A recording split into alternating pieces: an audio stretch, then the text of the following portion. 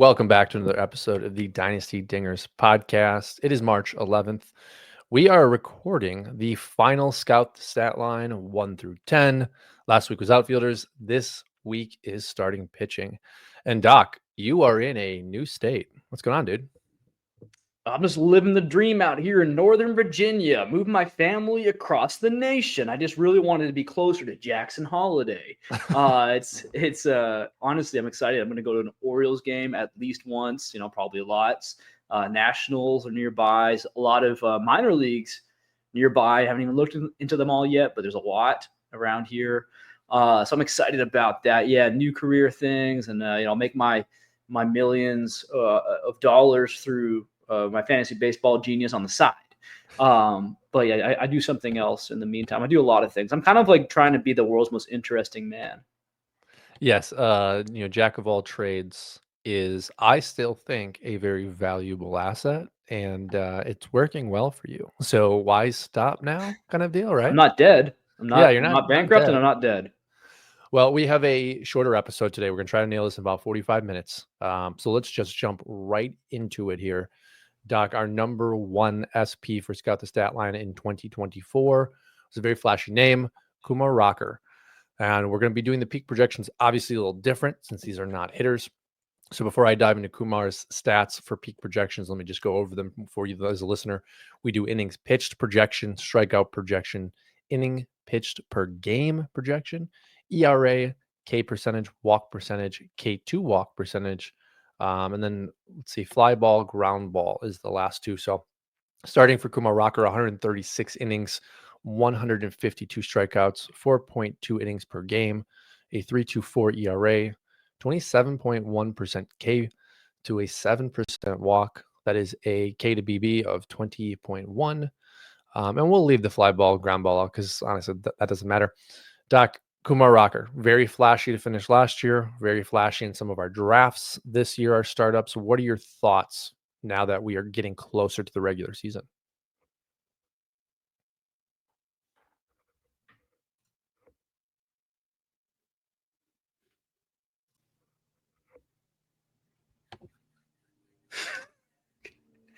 Here, you can be a movie director moment. Give me a 3, 2, and then a silent.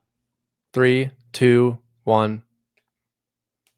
Yeah, so Kumar Rocker, he's been kind of on a roller coaster ride. He was supposed to be an absolute stud, but injuries have plagued him throughout his career so far. I love the frame, 6'5", 245. Guy looks like an NFL tight end. The matter of his success isn't going to be talent or durable. It's funny. He should be a guy who is durable, but it's going to be, can he give us these innings, or maybe is he going to be destined to just be some kind of elite bullpen guy? Maybe he does seem to have that presence on the mound I wouldn't want to face as a batter. Looking at his pitching logs here, you're just not seeing anything, anything close to 100 innings since college. So you got 34 innings in 22. You got 28 innings in 23. You got combined roughly. I'll be charitable. I'll give him 50 last year. So yeah, and people are, if you're drafting him this year in redrafts or hoping he's going to be like your guy as a starting pitcher, really contributing in 2025, I'd say get your hopes down. But long term, if he can stay healthy, he's got the stuff. He's got a 70 grade slider. He's got a 60 grade curveball, 60 grade fastball, changeup, whatever. He's got a deeper arsenal than more than two pitches, which is, with everything else we said, all these, this build, a build that you would think would be durable. It will lead to success, but he's really just going to have to prove to us that durability is the best ability. Yeah, and you look at his history. The Mets decide not to sign him because of that elbow injury. Goes into the next year's draft, taken by the Rangers. And yeah, that's the real question mark, right? When we look back on history, did the Mets make a mistake? Well, they only made a mistake if Kumar Rocker can be a solid major league player for 3, 4, 5 years. I'd say 4 or 5 years. And this season will be a really big kickoff to that, because if he just ends up being that bullpen arm, I think we'll look back and say the Mets probably made the right decision. But definitely showcasing finally that ability that we saw from him and projected from him coming out of Vanderbilt.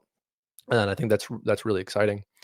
Number 2 is one of your favorites coming in for Scout the Statline. Number 2 SP in 2024 is Quinn Matthews, coming in with 174 projected innings peak, 182 strikeouts, 5.5 innings per game, a 3.53 ERA, 25.9% K, and then an 8.3 walk with a 17.6 K to walk.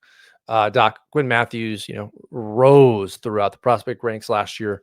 For comparison, in some other players, he wasn't even taken or rostered in one of our 30-man leagues, which was shocking, right? Where you can't pick up minor leaguers in season, and has climbed now to the number 2 SP for Scout the Statline via the model.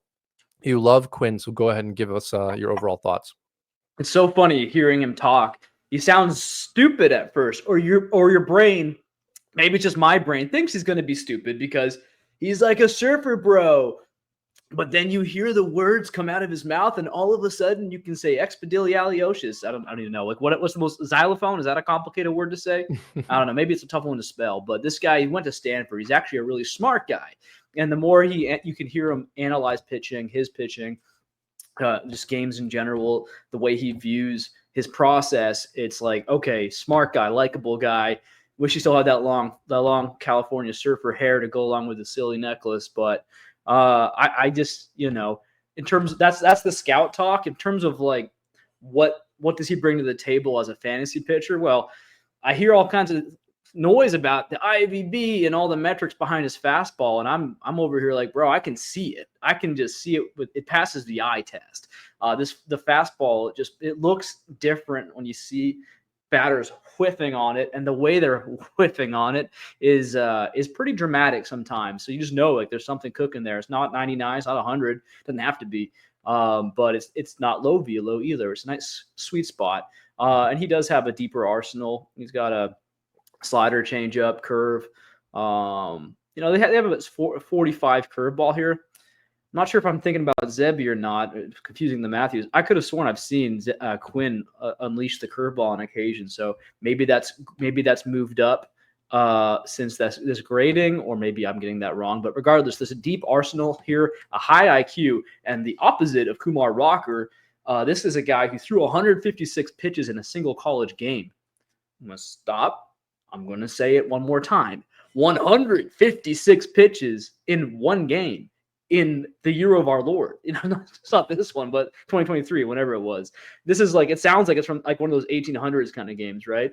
You just don't hear about it anymore. And he gave us a ton of innings last year, set the minor league, record for the season. Or I guess he led. I'm curious, like what the most in a year was. I'll look that up on my free time. But he led the league in strikeouts last year.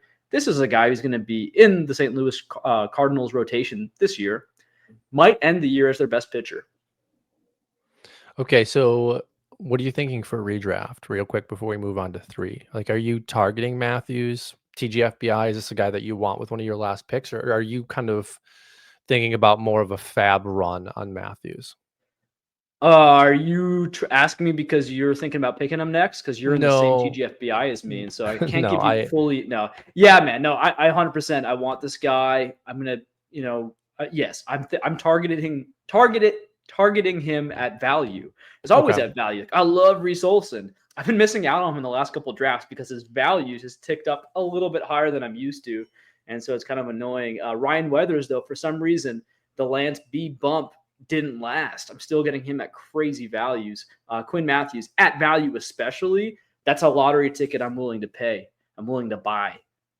Yeah, and I ask because, redraft, traditionally speaking, has just more shallow formats. So, right. So what you're drafting, you may need right away, or you might be able to take a risk on one guy, maybe 2 guys that you're projecting to come up early. So that's why I ask, because to your point, I think once he does get called up, his floor is very high, and we don't really know what the ceiling is. It could be an SP1 for the Cardinals, right? He's got it all. I think realistically SP2 for fantasy, maybe SP3 for fantasy. It's going to be really fun to see him brought up when some of the older geezers on the Cardinals, go by the wayside. Okay, moving on. Number 3 It's kind of a disappointing name because we have recent injury news, but it's going to be Alejandro Rosario, coming in with 157 innings pitched, peak projection, 142 strikeouts, 4.9 innings per game, 3.56 ERA, 24.2% K rate, 6% walk rate. That comes out to an 18.2% K to BB. Doc, Rosario is under the knife for TJ, so projected back middle of 2026, right? We talk about knocking off the rust, probably 2027 before he becomes a viable fantasy asset if we're lucky.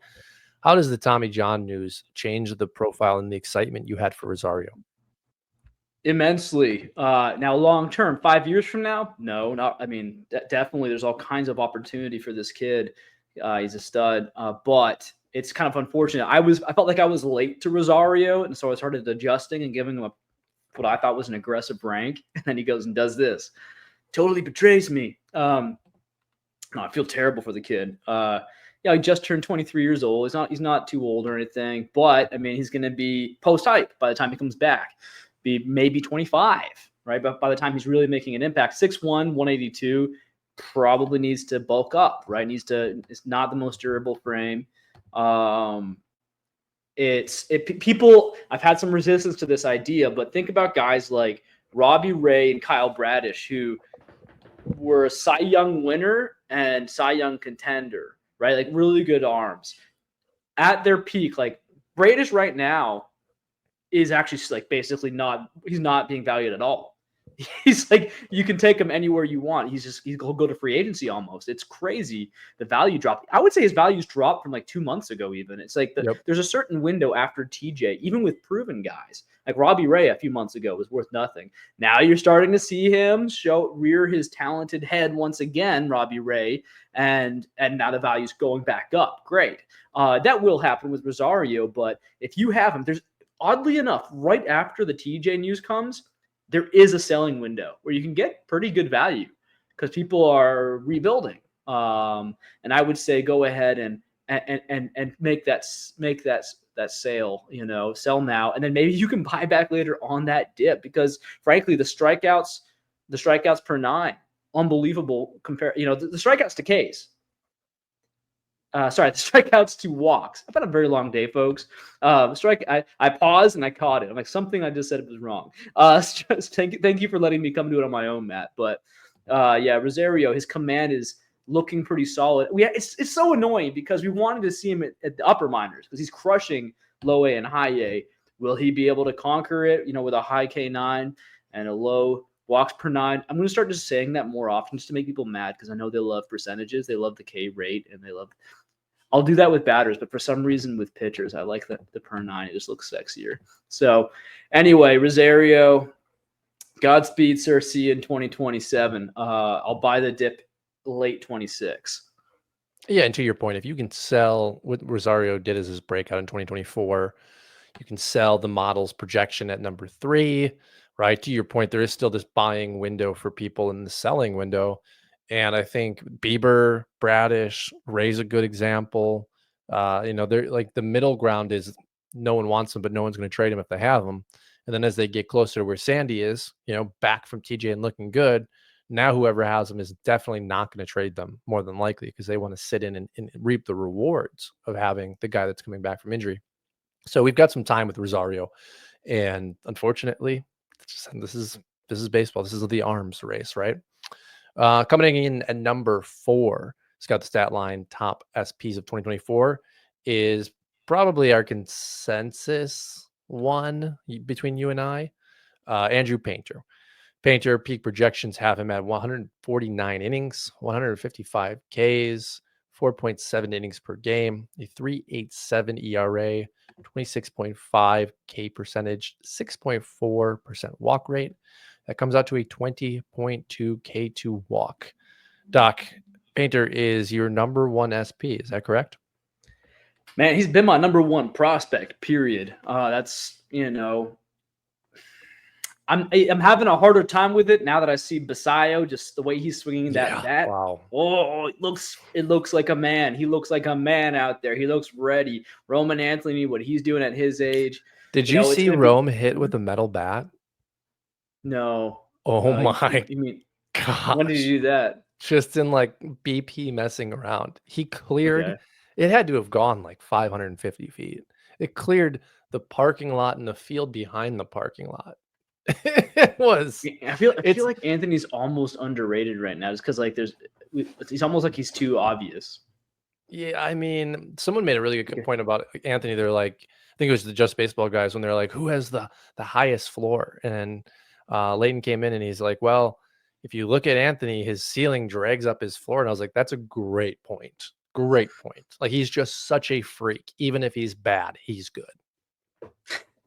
Yeah, I mean, the risk of putting a guy like Painter ahead of these guys is that his arm can fall off at any moment Yes. again. And if it does, it's like, oh no, he just had two TJs like pretty close. Like this guy's Mhm. now he's in that camp of Mason Miller, Espino. Okay, which would just be such a waste. It would be such a waste because he's got such a great frame. He has the deep arsenal. We're not even going to talk about it right now. Maybe 10 years from now he can do another one. That's fine. But Andrew Painter's got it all. Like I said, like I just alluded to, he's 6'7". He's still 21 years old. He was young. That was the thing I said. I said he's still going to be the same age or maybe even younger than Paul Skeens by the time he comes back.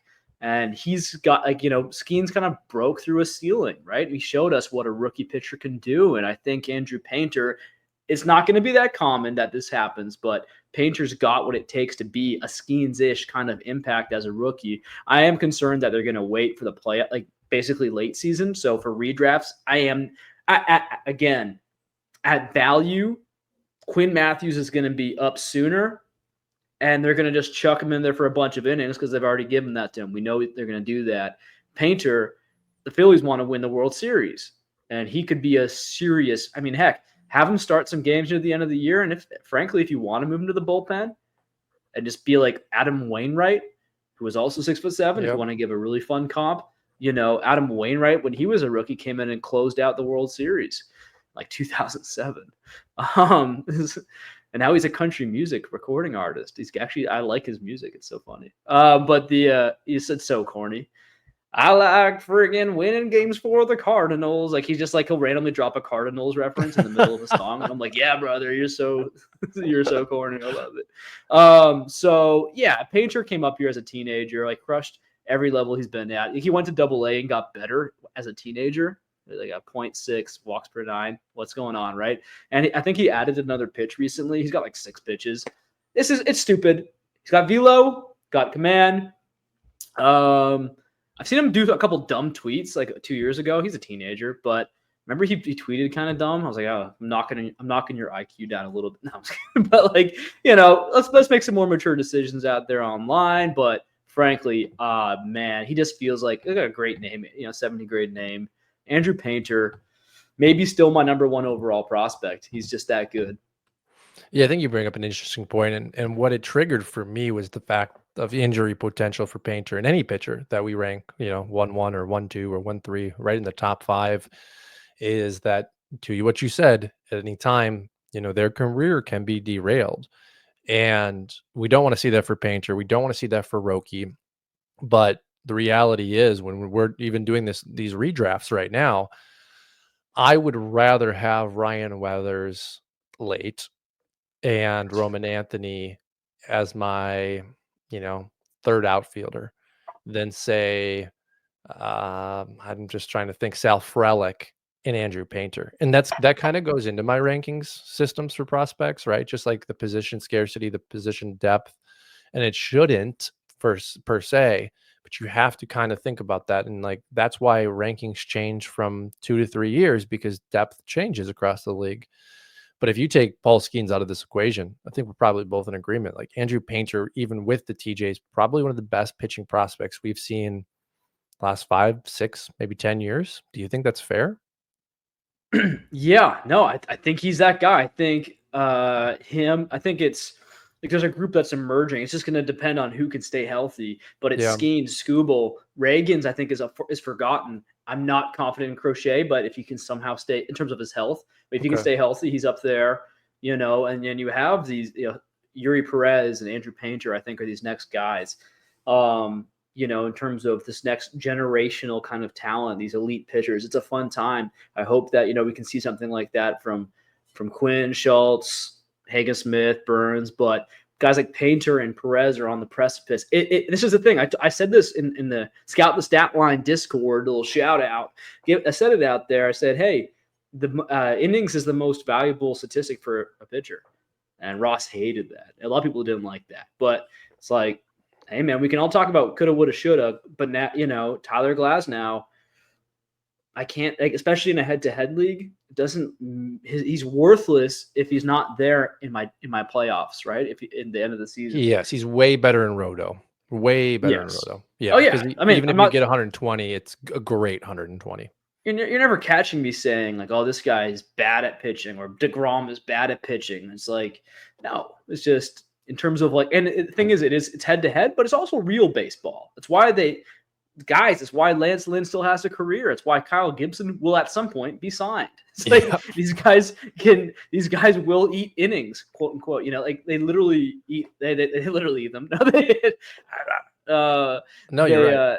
No, but what they do is they preserve the bullpen, right? Because you don't want your bullpen to get taxed. It's a real problem when your starters can't go that deep into games. And so when you have guys who have talent and can go deep, that's interesting to me. That's why I think Quinn Matthews has the highest floor out of all these guys, and then Painter and Perez, and it's going to be a matter of who can stay the most durable and healthy. Because it's just so exciting, and I hope if they all kind of can stay relatively healthy and give us 150 plus innings, this could be a new golden age. Frankly, like how much there's some guys here who just seem like they have ridiculous talent. That's a good pivot into our next name, and we have two honorable mentions that we'll mention at the end. Just because of injury, we have taken them out of this list. So each player is being bumped up either one slot or then two slots to the end. Number 5 comes in at Michael McGreevy for the St. Louis Cardinals. And interesting enough, he has the highest projected innings pitched for all of our names. So that kind of goes right into what you were saying. McGreevy comes in at 177 projected innings pitched, 136 strikeouts, 4.9 innings pitched per game, a 3.75 ERA, 22.2% K rate, 4.4% walk rate. That leads to a 17.8 K to BB. Doc, I'm not incredibly high on McGreevy. I think he probably ends up kind of in that Kyle Gibson bag that you talked about, as just a guy that locks down maybe that 4th or 5th rotation spot for the Cardinals long term and is just an innings eater. What are your thoughts on his prospect pedigree overall? Yeah, he feels like really boring. I'm wondering if he crept up onto here because he went up to the big leagues and did really well, which is a good thing, right? Yep. Oh, he's only up on our list because he succeeded at the most difficult level possible. It's like, okay, but the expected stats, and it's like, bro, hey, at some point you have to, like, we don't play with expected stats, we play with reality. And so I do agree that there seems to be a limited ceiling here. I'm looking at roster resources, see what they think. I'm kind of clued into St. Louis. I think they are going to use McGreevy. I think there's a chance that Andre Palante has been kind of blowing it this spring. I am aware of that, and he's supposed to. So right now, the roster resource has Sonny Gray, Fedde, Michaelis, Palante, Steven Matz. If that's not a World Series rotation, then gosh darn it, I'm gonna puke. They have to get Quinn Matthews up immediately. Frankly, I'd rather. Here's the deal: Matz just won't stay healthy, and Palante is already scuffling. So you're going to see probably McGreevy as a guy. Actually, I hate in deeper redraft leagues or deeper leagues in general, you're going to see someone pick up McGreevy for streaming against some sketchy opponent. He seems like, he's mostly the innings eating type, but he's not going to offer you a lot of strikeouts, kind of boring, but the command's there. And he's going to be he's got like a nice frame. So I think to summarize, it would be, it's funny. He was actually a 1st round draft pick back in 2021, 18th overall, which just goes to show you there's all kinds of outcomes. But hey, major league innings eater, not the worst thing. And we've seen it before. Innings eaters who can just Like the upside is a guy like Seth Lugo or Michael Waka. The other Missouri team seems to get the most out of these guys. Even, I mean, Miles Michaelis, right? If you want to keep it with St. Louis, he's had his moments over the years. So we'll see. He's not going to be your sexy pick, but if he can eat innings, if he can log innings, maybe Michael McGreevy is a quality start specialist. Moving on to number 6, Zebby Matthews, Minnesota Twins. Big projections have him at 156 innings pitched, 136 strikeouts, 4.9 innings per game, a 3.75 ERA with 22.2 K percentage to 4.4% walk. Zebby Matthews, overall, incredible control, had kind of a hiccup once he got called up to the major leagues, but last year was definitely a big breakout for Zebby. What are your thoughts for 2025 Zebby Matthews? Yeah, you never want to see those numbers, and I think that the major league was it 6-6. That's nice, 6.69. That was his ERA at the major league level last year. So that gets you a little off-season discount. 6'5", 225. He's almost 25 years old. This is like, let's see what happens, Zebulon. His real name is Zebulon, in case you didn't know that. That's going to bump his value back up. So my concern with him this offseason was actually, okay, it seems like he's got a lot of like good, like fine pitches, but nothing really good or definitely not great. Needed an out pitch because like this command is fantastic, but if you're not on 100% of the time, it's going to be harder to throw strikes if you get down in the count, right? So eventually on those challenge pitches, you're going to lose the challenges probably more often than not against major league hitting. So now we see spring come around. He's blasting 97 fastballs. He's showing – I know his curve was showing promise. Well, I believe it might be his slider, though. One of his pitches is ticking up right now. This is terrible analysis. I've been busy, folks. But Zebby, he's starting to get whiffs, okay? He's getting whiffs, and he does have a deep arsenal. So he's basically doing the things that he needed to do to really take a step up right now.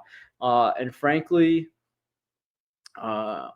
he's probably – it's a weird rotation. I think Festa's getting the nod first this year. I think Festa is going to get the opportunity, but injuries are going to happen, folks. If you have a guy like Noah Cameron, Zebby Matthews, Hayden Birdsong, guys who are like kind of like the 6th, maybe 7th option, they're going to get their chance. And if they crush it, depending on the franchise and how they view their processes, they're going to get chances. So trust the talent. If you believe in Zebby Matthews, then this year could be great. I think in redrafts, he's a great value, to be honest. Yeah, and I actually brought this up on the TDG podcast that you and I did separately this past weekend. It was really interesting when you look at Zebby Matthews as a prospect, right? And you look at Noah Cameron as a prospect, right? Guys that the industry has been high on over the last year. Well, Zebby Matthews turns 25 in like a month. Ryan Weathers is 25 this whole season. And I think that's a really good point to remind people, especially in redraft, when you're looking at some of these hot young rookies. It's like, well, Ryan Weathers has had 3-4 years at the major leagues to develop. Now we're starting to see him as like a possible breakout. So I don't even have to ask you, but I'm going to for the listener's perspective, right? If you have Zebby Matthews and you have Ryan Weathers this season, 2025, who would you rather have? Oh, Ryan Weathers, 100%. Yep. I was just, in on him last year before Lance Brodowski started showing all numbers and, IVB and facts. No, I love that kind of thing. I love seeing Lance kind of put numbers behind what I was just kind of seeing and thinking. I watched him pitch. I'm like, oh, this is fun. And he was a guy who could go deep into games, and Miami was letting him do it as a 24-year-old. He was a quality start master. So the fact that now he's blasted, like he's got a deep arsenal with like some serious heat, some serious movement. I mean, I don't think it's crazy to say that Ryan Weathers, like, if these numbers are correct, if you can hold on to them throughout a year, which is a serious challenge, he hasn't given us a ton of innings yet. his upside is looking like it could be SP1 one day. Like he could be that kind of guy. It's not a guarantee, but it's looking like he's got the stuff. Oh, and he lost a bunch of weight. He's on some keto diet. It's funny. I think of Weathers much like I did Rodon for that one season with the White Sox, where Rodon finally put it all together. You remember when Rodon like just stopped having injury concerns before he signed with the Giants, right? And just finally used the prospect ability, the draft pick ability that he God-given talent. And it was like, oh, so he can do this. Weathers, Yeah. had the same prospect ability. We're talking about Zebby Matthews in a really nice light here, but it's like same age as Ryan Weathers. So, everything you said about Zebby Matthews, I think is great, but it's like we need to now see it. We've at least seen it with Weathers. And that's again why it's so interesting to look at some of these current prospects based off former prospects. Okay, let's move along here. Next on the list, coming in at number 7, is Will Warren for the New York Yankees. Peak projections has Will Warren at 149 innings pitched, 142 Ks, 4.7 innings per game, a 3.92 ERA, 21.7% K rate, 7.7% walk rate. That leads to a 14% K to BB. Doc, the news of Luis Gil and Garrett Cole has people saying that Will Warren may just get the opportunity in this rotation. Kind of similar to what you were saying with redraft leagues, even dynasty, you may want to go out and acquire Weathers for volume. What are your thoughts on his actual ability, though, to produce good results? Well, everyone's going nuts about the stuff he's showing here this spring, and I think that where he's going in terms of, again, value makes a lot of sense. But yeah, he's about to be 26 years old. He's 6'2", 175, kind of on the skinnier side. So I certainly have some reservations, but he's displaying some good command, good strikeout ability. He got lit up last year in the major leagues. Guys, you have to be a bit more patient with pitchers sometimes. Sometimes, especially if they have TJ. I actually don't know Will Warren's injury history. I actually almost have to guess he did get it at some point because he's an old prospect. But yeah, it's like, this is fine. You see these arms break out. Like Justin Steele broke out at 27, 28? This happens all the time with arms. Sometimes they just need a bit more seasoning, or they have great command, or they don't have that out pitch like Zebby Matthews, right? Or they have electric stuff, but they can't find the strike zone. And so sometimes you can rein that in. Even look at a guy like Randy Johnson. I think he had that to. We're digging back for that one, but that's a pretty good example of how things can go really good. So it's sometimes pitching is. I think batters can tweak, but I do think that pitchers, their tweaks can be way more immense. Look at Eric Fetty, a guy getting washed out of the league with like a 6 ERA. Yep. Comes back, and he's just a class. He's the St. Louis Cardinals number 2 pitcher. Oh my gosh. So yeah, no, Will Warren, it's cool that he's on here because he's a flashy name. So I'm sure people will love to hear us talk about him. Well, an opportunity, right? We kind of talked about that with Quinn. We talked about that with a little bit with McGreevy. Like, do you get the chance to even develop at the major league level? And now with the 2 injuries, unfortunately, in New York, talks are Carlos Carrasco may have an opportunity there. Well, who would we rather see for fantasy? Will Warren, right? Like, at least hopefully he can have those developmental stages and be of value in New York. Again, Yeah. like you're like, even if he's the 6th guy, if he is on the outs, if you believe in him, he just understand he's going to get opportunity. Gil and Cole are not coming back anytime soon. One of them will get a bump or bruise. One of these rotation guys in New York. Yeah, and already with Fried and Rodon, you have injury history. So to that point, right? Like, we have to expect at some point. Okay, coming in number 8, the tugboat, Matt Wilkinson, Cleveland Guardians organization. Peak projections have Wilkinson at 158 projected innings, 160 strikeouts, 4.9 innings per game, a 3.73 ERA, 25.8% K rate, 8.1% walk rate. That leads to a 17.8% K to BB. Doc, I'm not as in on Matt Wilkinson as other people are because of the velocity, or the lack thereof of velocity. But the strikeout rate has been really good for him. He has pitched in the lower minor league, so I'm curious in 2025 to see what that looks like at higher levels. What are your thoughts of Wilkinson? Well, I know Lewis analysis is super high on him, but you know what? I think I'm more on Louis. I want to call him Louis. Louis, that's the way you should say it if you're European. Okay. telling you how to say your name. MLB Pipeline is disrespecting Matt Wilkinson. He's not in their top 30 for Cleveland. And I'm seeing guys on this list. I don't even know who they are. It's Wilkinson has a low velo fastball. He is also almost 300 pounds. Maybe they don't like that kind of thing. It's weird because he's from Canada. I've been to Canada. People are usually way skinnier up there. And I've also lived in the Midwest. You go to a Walmart in the Midwest, there's a lot of Matt Wilkinson's kind of frames out there. But getting some Twinkies, baby. So apparently he's 6'1", 270, but he's been losing some weight. I don't know. Maybe if it's muscle he puts on, maybe he can move a little better. Maybe he can generate a little bit of heat. Maybe you think, okay, if he's got that much weight behind him, shouldn't he have more velo? That was my first thought. Like, that's kind of scary. He's that big and he can't throw, big velo. But maybe you think about, just like he can't whip his arm as fast, right? He can't that at some point you don't want to be that big. So the deal is with this fastball, it's low velo, like low 90s, but he's got some good movement on it. So he misses a lot of bats. Like, he's had amazing strikeout rates and pretty solid command throughout the minors. He's about to be tested this year in the upper minors at AA. So we're going to find out. This will be a big year. Like, he could completely fall off the map if he gets obliterated at AA. We'll say, okay, no, he can't handle it. His stuff isn't good enough. Or, which like no one seems to believe, is that he just makes adjustments and he figures it out. Or maybe he finds some more velo. Frank Mazzucato, everyone forgot about that guy. Everyone gave up on that guy. He's showing like mid-90s velo now. And it's like, that's kind of all we needed to see, buddy, because you got a crazy curveball.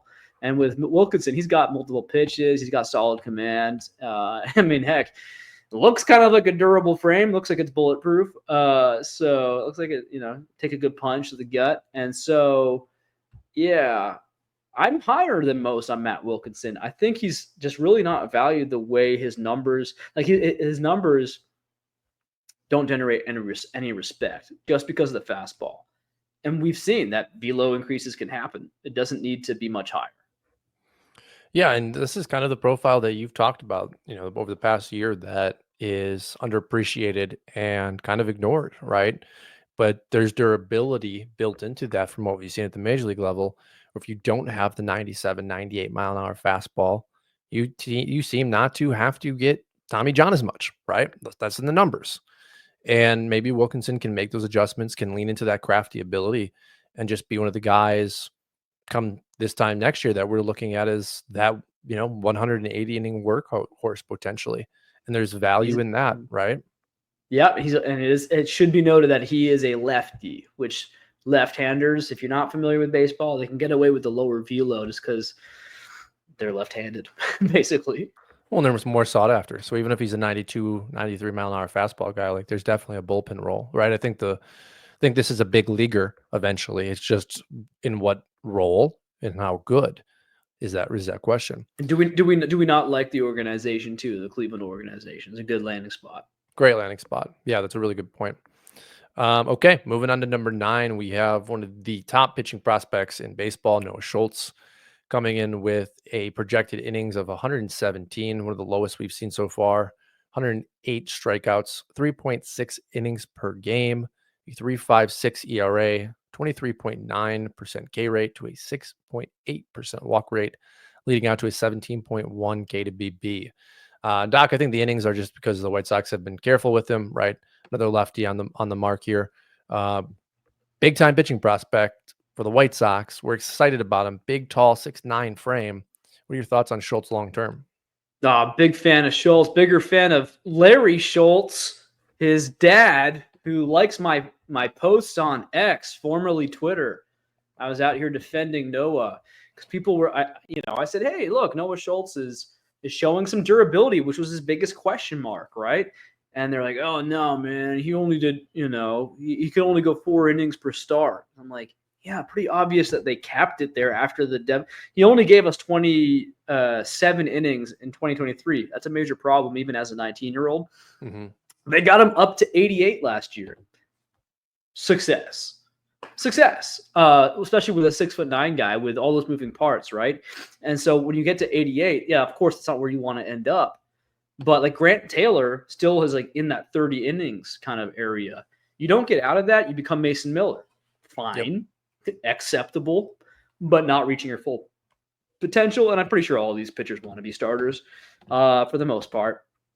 So Schultz being at 88 innings last year, now this year you can put up to 115, 120, 130, maybe, right? And then from there, it's just you're a starter.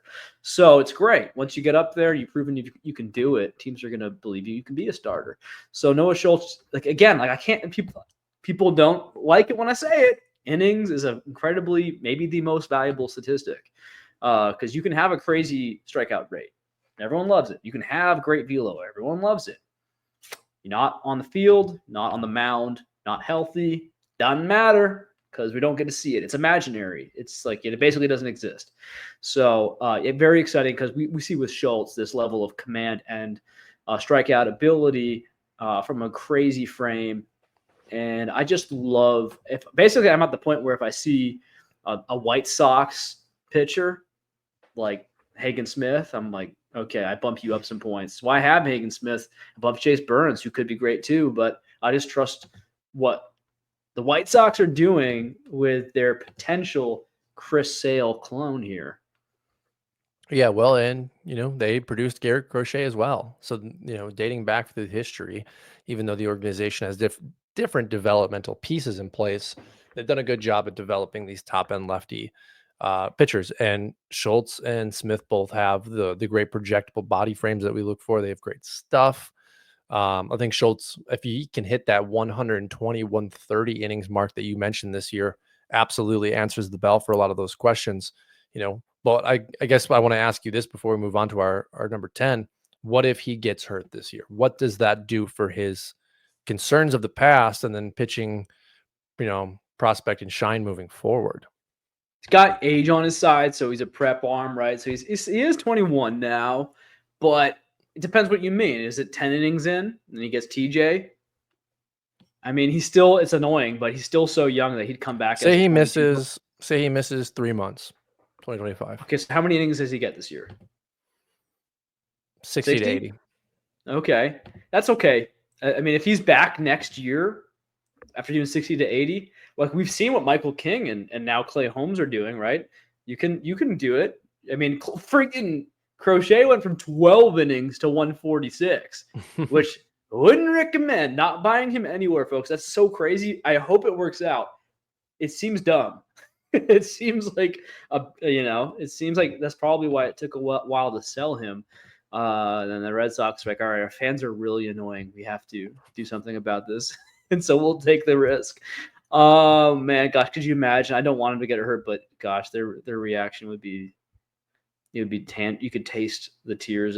I don't hate Boston or anything, but goodness, yeah, I mean, Crochet, he's 2 years removed from TJ. So and he just did the craziest thing you could do. He did, but let's find out what happens. What a great case study, right? Like it's a great case study. Like, all right, the White Sox clearly ruined him. But there was this thread, and I was saying I take Reagan's over Crochet outright. You look at Reagan's, that's the textbook on how to do it. Like he went like 80 to 90 or something like that, then 130, and then 190. I think he was at last year, 186 or 178, something like that. And I think those are going to be a really good comparison in 5 years, right? Because Reagan's coming off double TJ, so another interesting concept there, and right into the book of that argument that we were on Twitter, where it was like, well, nobody having two TJs has ever been good, and it's like, well, let's scale that back a little bit. Reagan's was a touch up, his second one. It wasn't correct. It was not a real two rebuild kind of. He, from what I've read, the first one failed. So while it's technically double TJ, it isn't, because the first one never, the tendon itself broke away. That's what either that's a way worse thing or it's a better thing. We'll find out. Yeah. But still concern, right? But yeah, I think Crochet and Reagan's will be really interesting to look back on within history. Okay, let's knock out the final one. Coming in at number 10 for Scout the Statline, peak starting pitchers for 2024. A favorite of the show, Travis Sikora, coming in for the Washington Nationals. Peak projections has him at 136 innings, 131 strikeouts, 4.3 innings per game, a 3.67 ERA, 26.3% K rate, 8.5% walk rate, coming out to a 17.7 K to BB. Doc, little down news for Sikora to start spring training. He did have hip labrum surgery in the offseason, so he will miss some time. Not an injury we often see, so I don't really know what to project from that. But does that change your excitement for Sikora at all? And what are your overall thoughts? Well, I've listened to this kid talk a few times, and it's funny. He's a 6'6", 200, well, probably 40 pounds now. Pretty big kid, but he still sounds like a kid.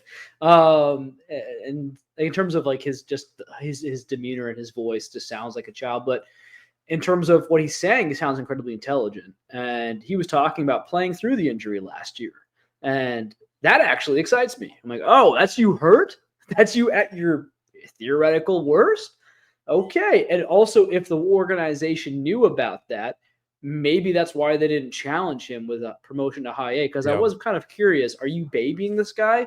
Is it gonna be a 4-year project? It shouldn't be. He looks like he's kind of like not ready, but he's ready for a challenge. And so, you're seeing elite strikeouts, you're seeing elite command, you're seeing frankly 3+ pitches, and his fastball can touch triple digits, and some people might think that's his go-to. No, actually, the splitter is like considered his super filthy pitch, and I believe he's got a slider. Gosh, it's been a while, but hopefully I can check him out sooner than later. Now that I'm out here near Washington, I'm just going to verify here. Yeah, it is his slider. Okay, I kind of know what I'm talking about sometimes. Yeah, the slider is also a pretty solid pitch. Like all three of these pitches can generate whiffs, which is exciting. This is like, and what happens if he adds another piece? He's just starting out, and he already has what I would say a safe floor. Again, durable build, high IQ. He's got velocity. He's got movement. And if that was him playing hurt, the sky's the limit here. The only knock I have for Sikora isn't even about him. I just think that him and Thomas White had similar years last year, except Thomas White is not even on our list for some reason, and he did it at a higher level. So I'm kind of confused. I think he's actually a little younger, like a few months younger than Sikora. So that kind of irks me, and he's a lefty. So I'm also confused. I don't get any of it, but I guess I'll have to put my doc ranks into the algorithm, try to tweak that a bit for Thomas White. But I do love what Sikora did. Texas flamethrower. He's just a fun kid to root for. Hey, maybe if him missing some time here will lower his trade value, go ahead and get him. Yeah, definitely an opportunity to target now. Sikora in that Thomas White bag, right? The next tier of guys beyond some of the names that we've talked about today that I think will rise to the top as future, top 10, top 20 overall prospects as we get through the 2025 season. Doc, before we say goodbye today, we have 2 honorable net mentions that we wanted to throw out there. Daniel Espino technically came in at number 5. Injuries, innings, lack of production, we moved him off the list. And then Ricky Tiedemann coming in at number technically 11. Again, same concept, injuries, lack of durability and track record. Do you have any excitement for either of these names long term, or do you think the injury-ridden history that they've both shown has kind of left you souring on both names?